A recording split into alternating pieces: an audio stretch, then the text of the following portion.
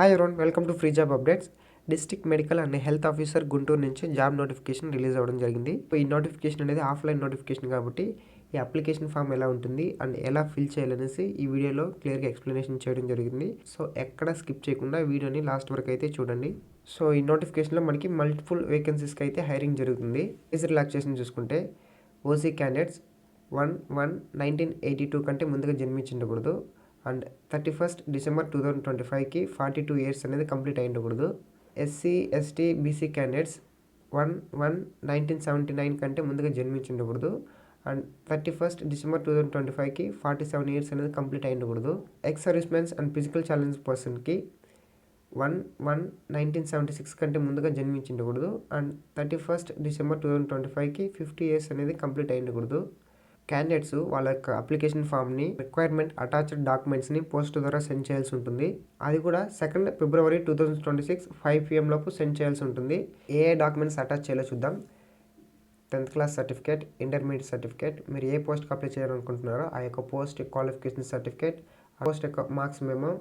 BC SC ST వాళ్ళైతే MRO issue చేసిన caste certificate provide చేయాలి. 4th నుంచి 10th వరకు స్టడీ సర్టిఫికేట్ ప్రొవైడ్ చేయాలి. డిజేబిలిటీ సర్టిఫికేట్ ఉంటే disability certificate, ex servicemen certificate ఉంటే ex servicemen certificate, sports service certificate ఉంటే స్పోర్ట్స్ సర్వీస్ సర్టిఫికేట్, సైన్ చేసిన అప్లికేషన్ ఫామ్ అండ్ ఎక్స్పీరియన్స్ ఉంటే ఎక్స్పీరియన్స్ సర్టిఫికేట్ ప్రొవైడ్ చేయాలి. అప్లికేషన్ ఫీజు చూసుకున్నట్లయితే ఓసీ బీసీ క్యాండిడేట్స్కి 800 pay చేయాలి. SC ST PH and ex servicemen క్యాండిడేట్స్కి 500 pay చేయాలి. ఈ యొక్క అప్లికేషన్ ఫీ ఎలా పే చేయాలంటే ఇక్కడ రిఫ్లెక్ట్ అవుతున్న యూనియన్ బ్యాంక్ అకౌంట్ నెంబర్కి అండ్ ఐఎఫ్ఎస్సి కోడ్కి పే చేయాల్సి ఉంటుంది. పే చేసిన తర్వాత మనం రెఫరెన్స్ ఐడిని నోట్ చేసి పెట్టుకోవాల్సి ఉంటుంది. ఎందుకంటే ఈ యొక్క రెఫరెన్స్ ఐడిని మనం అప్లికేషన్ ఫామ్లో ఫిల్ చేయాలి కాబట్టి రెఫరెన్స్ ఐడిని నోట్ చేసి పెట్టుకోండి. సెలక్షన్ మెథడ్ చూసుకున్నట్లయితే టోటల్ 100 మార్క్స్కి ఉంటుంది. మీ క్వాలిఫికేషన్కి సంబంధించిన వచ్చిన మార్క్స్లో 75% మార్క్స్ అనేది యాడ్ చేయడం జరుగుతుంది. వెయిటేజ్ మార్క్స్ చూసుకున్నట్లయితే 6 months ట్రైబల్ ఏరియాలో వర్క్ చేసినట్లయితే 2.5 మార్క్స్ అనేది యాడ్ చేయడం జరుగుతుంది. 6 months రూరల్ ఏరియాలో వర్క్ చేసుకున్నట్లయితే 2 మార్క్స్ అనేది యాడ్ చేయడం జరుగుతుంది. 6 months అర్బన్ ఏరియాలో వర్క్ చేసినట్లయితే 1 మార్క్ యాడ్ చేయడం జరుగుతుంది.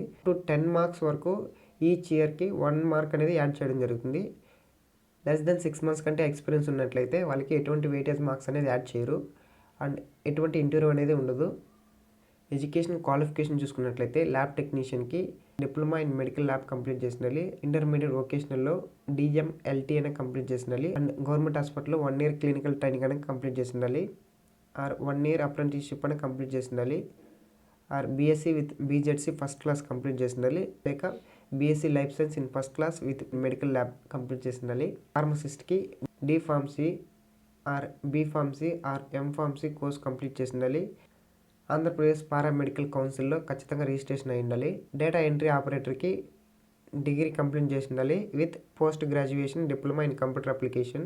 శానిటరీ అటెండెంట్కి 10th క్లాస్ కంప్లీట్ చేసి ఉండాలి. సో ఎలా అప్లై చేయాలంటే మీరు అప్లికేషన్ ఫామ్ ఫిల్ చేసిన తర్వాత ఇక్కడ రిఫ్లెక్ట్ అవుతున్నటువంటి ఈ అడ్రస్కి మీరు పోస్ట్ అనేది చేయాల్సి ఉంటుంది. ఈ బీసీ క్యాండిడేట్స్కి 800 పే చేయాల్సి ఉంటుంది. SC ST pH ex servicemen candidates 500 pay చేయాల్సి ఉంటుంది. అప్లికేషన్ ఫామ్తో ఇక్కడ మెన్షన్ చేసిన అన్ని డాక్యుమెంట్స్ని అటాచ్ చేయాల్సి ఉంటుంది.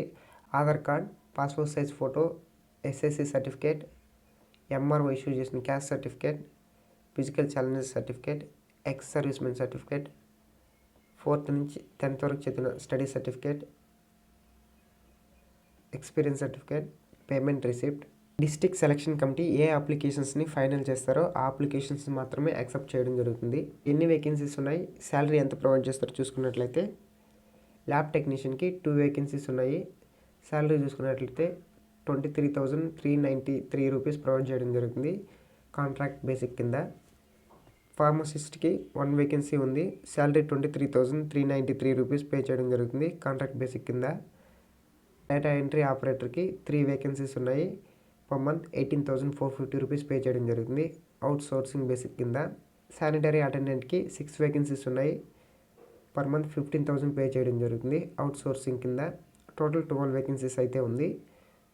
సో ఈ నోటిఫికేషన్ అనేది purely temporary and contract basic. Number of vacancies అనేది ఇంక్రీజ్ అన్న వచ్చును అండ్ డిక్రీజ్ అన్న వచ్చును యాజ్ పర్ గవర్నమెంట్ ఇన్స్ట్రక్షన్ ప్రకారము. ఇవి ఈ నోటిఫికేషన్ సంబంధించిన డీటెయిల్స్. సో ఈ నోటిఫికేషన్కి ఎలా అప్లై చేయాలో చూద్దాం. సో అప్లికేషన్ ఫామ్ అనేది ఇలా ఉంటుంది. ఏ పోస్ట్కి అప్లై చేయాలనుకున్నారో ఆ యొక్క పోస్ట్ నేమ్ ఎంటర్ చేసి ఫుల్ క్యాపిటల్లో ఎంటర్ చేయాల్సి ఉంటుంది. ఎంటర్ చేసుకోండి. తర్వాత డేట్ ఆఫ్ బర్త్ ఎంటర్ చేసుకోండి. తర్వాత మీ ఫాదర్ నేమ్ కానీ మదర్ నేమ్ కానీ ఎంటర్ చేసుకోవాలి. తర్వాత సోషల్ స్టేటస్ అంటే కేటగిరీ ఎంటర్ చేసుకోండి.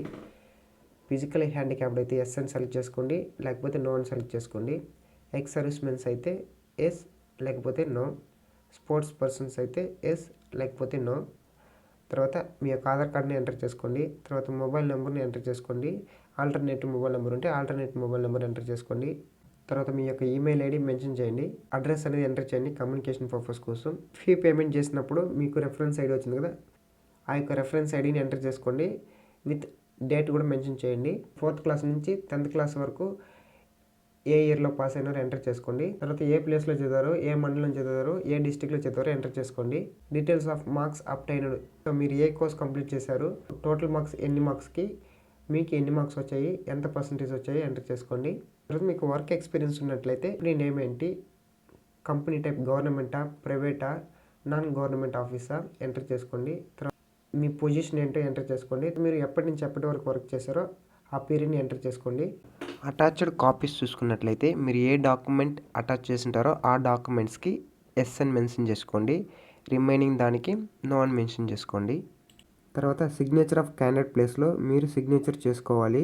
ఈ నోటిఫికేషన్ సంబంధించిన డీటెయిల్స్ ఎవరైతే ఎలిజిబుల్ క్యాండిడేట్స్ ఉన్నారో వారు ఈ విధంగా అప్లికేషన్ ఫామ్ని ఫిల్అప్ చేసుకొని పోస్ట్ ద్వారా సెండ్ చేయాల్సి ఉంటుంది. ఇలాంటి మోర్ ఇంట్రెస్టింగ్ జాబ్ అప్డేట్స్ కోసం మన ఫ్రీ జాబ్ అప్డేట్ ఛానల్ని సబ్స్క్రైబ్ చేసుకోండి. And thanks for watching.